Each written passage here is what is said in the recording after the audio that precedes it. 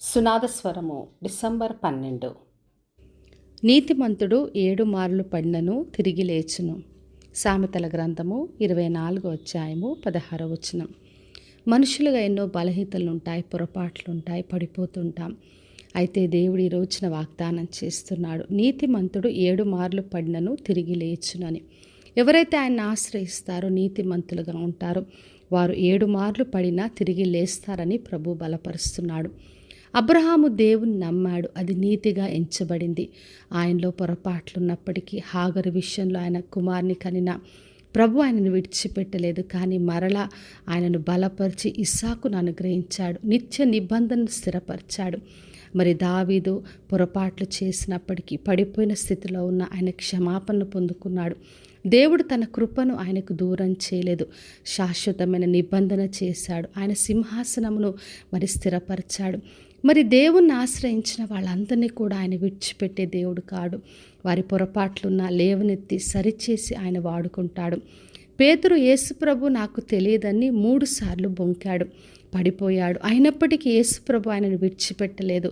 నన్ను ప్రేమిస్తున్నావా, నన్ను ప్రేమిస్తున్నావా, నా మందను కాయమని చెప్పి పనిని అప్పగించాడు.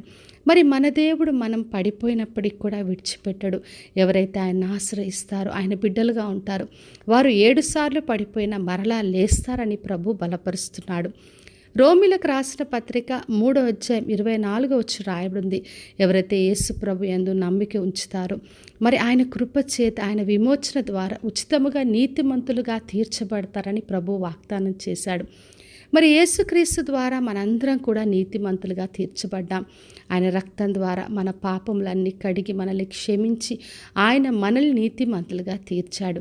కాబట్టి నా ప్రియ సహోదరి సహోదర, ఒకవేళ పడిపోయిన స్థితి ఉన్న, బలహీన స్థితిలైన, పొరపాట్లైనా అధైర్యపడద్దు. మనం యేసు ప్రభువును ఆశ్రయించినప్పుడు ఆయన రక్తం ద్వారా మనల్ని కడిగి ఆయన పవిత్రపరుస్తాడు, మనకు క్షమాపణ అనుగ్రహించే దేవుడు. కాబట్టి ఎటువంటి పరిస్థితి అయినా ఆయన్ని ఆశ్రయిద్దాం. విశ్వాసంతో ఆయనను ఆశ్రయించినప్పుడు ఆయన కృపచేత మనకు విడుదలనిస్తాడు. ఎటువంటి బలహీన స్థితి అయినా మరలా లేవనెత్తి మనల్ని బలపరిచి సరిచేసి ఆయన బిడ్డలుగా మనల్ని ముందు కొనసాగుటకు ఆయన కృపనిస్తాడు. కాబట్టి విశ్వాసంతో ఆయన్ని ఆశ్రయించి ఆయన ద్వారా బలపరచబడదాం. ప్రార్థన చేసుకుందాం.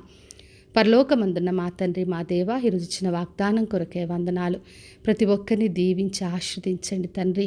ఎవరైతే పడిపోతున్నారో, బలహీనంగా ఉన్నారో వారందరినీ లేవనెత్తి మీ కొరకు మహిమకరంగా సాక్షిగా నిలబెట్టమని యేసు నామములో అడిగి వేడుకొంచున్నాం తండ్రి, ఆమెన్. ఈ శుభవచనము వినుచున్న ప్రతి ఒక్కరి జీవితంలో నెరవేర్చబడునుగాక. నేను మీ ప్రియ సహోదరి మంజులా చరణ్.